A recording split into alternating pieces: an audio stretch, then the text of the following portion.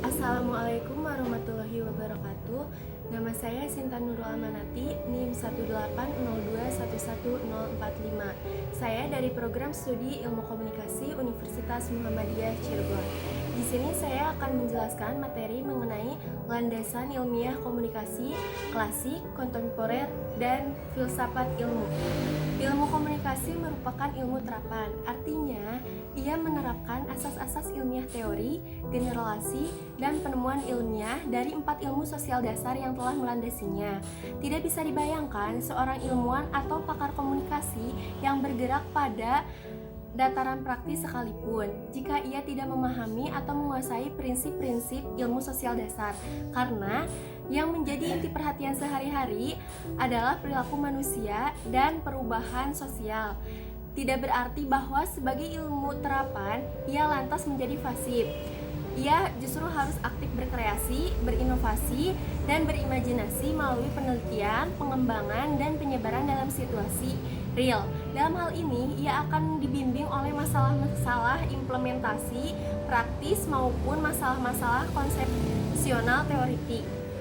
Landasan ilmiah komunikasi dapat dirumuskan sebagai objek material dan objek formal. Yang pertama, objek material ilmu komunikasi ialah perilaku manusia yang dapat merangkum perilaku individu, kelompok, dan masyarakat. Dan yang kedua, objek formalnya ialah situasi komunikasi yang mengarah pada perubahan sosial, termasuk perubahan pikiran, perasaan, sikap, dan perilaku individu, kelompok, masyarakat, dan pengetahuan kelembagaan. Komunikasi merupakan hal yang pasti dilakukan oleh manusia dalam kehidupannya. Demikian juga dengan hewan. Komunikasi merupakan salah satu kebutuhan pokok manusia dalam menjalani kehidupannya. Komunikasi adalah hal penting yang harus dipelajari dan dipahami. Terdapat 3 pokok pembahasan pada landasan ilmiah komunikasi, yaitu A. Komunikasi klasik. Komunikasi klasik adalah proses penyampaian pesan dari komunikan kepada komunikator melalui sebuah media yang masih sangat sederhana, di mana proses penyampaian pesannya dilakukan secara langsung dan feedbacknya dapat diterima secara langsung. Komunikasi klasik ini dimulai pada paradigma prasejarah.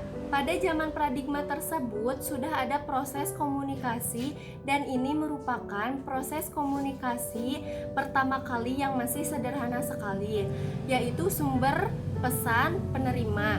Dalam komunikasi prasejarah ini belum ada feedbacknya. Paradigma berikutnya yaitu paradigma era komunikasi cetak. Pada paradigma ini sudah berhasil ditemukan mesin cetak oleh Gutenberg pada tahun 1456 di Jerman. Masa ini berkembang lagi dengan salah satu teori komunikasi klasik yang sangat mempengaruhi. Teori-teori komunikasi selanjutnya adalah teori informasi atau teori matematis. Teori ini merupakan bentuk penjabaran dari karya Claude Shannon dan Warren Weaver pada tahun 1949, Mathematical Theory of Theory. Terdapat 4 model-model komunikasi klasik dengan beberapa kelebihan dan kekurangannya, yaitu yang pertama model SOR. Model ini menunjukkan bahwa komunikasi merupakan proses aksi-reaksi, artinya model ini mengasumsikan bahwa kata-kata verbal, isyarat, nonverbal, simbol-simbol tertentu akan merangsang orang lain memberikan respon dengan cara tertentu. Dengan kelebihannya, efek yang ditimbulkan terarah sehingga dapat langsung dan segera disampaikan kepada komunikan. Model ini bersifat statis dan respon dapat diramalkan. Kekurangannya, model komunikasi ini kebanyakan berupa simbol, kata-kata verbal, isyarat nonverbal yang sehingga dapat menimbulkan salah paham. Model yang kedua, model Laswell. Kelebihannya, penekanan pada model ini terletak pada halayak. Kekurangannya, informasi banyak disaring oleh pengendali pesan, umpan balik sering diabaikan. Model yang ketiga, model matematis. Pada model ini ditunjukkan bahwa proses komunikasi yang berlangsung terdiri atas unsur-unsur komunikasi yang erat kaitannya dengan dunia elektronik, terutama pada unsur media yang terdiri atas transmitter dan receiver. Kelebihannya, penyampaian pesan lebih cepat. Kemudian kekurangannya, pesan bersifat sekilas. Penerima atau receiver tidak bisa dikendalikan.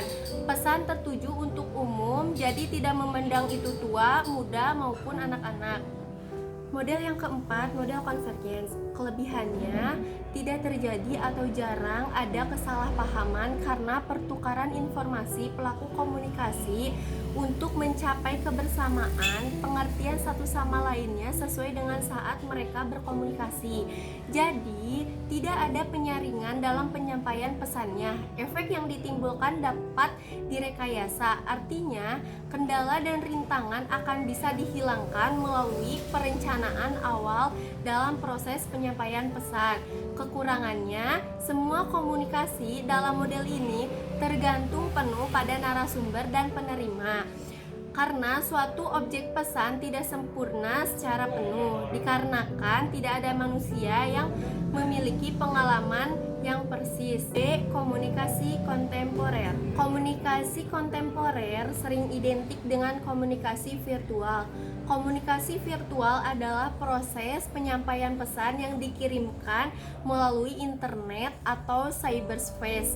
Komunikasi yang dipahami sebagai virtual reality pada ruang lingkup alam maya dengan menggunakan internet. Komunikasi kontemporer sebenarnya dilakukan dengan cara representasi informasi digital yang bersifat diskrit. Internet merupakan media komunikasi yang sangat efektif bagi manusia di dunia. Komunikasi virtual sendiri adalah proses penyampaian pesan dari komunikan kepada komunikator melalui media atau internet yang bersifat interaktif. C.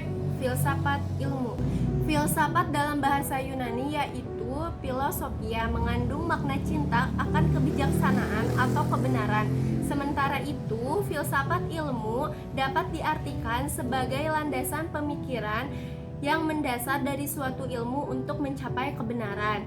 Filsafat komunikasi adalah suatu disiplin yang menelaah secara mendasar mengenai keilmuan komunikasi dari teori hingga semua hal yang terkait dengannya menurut Prof.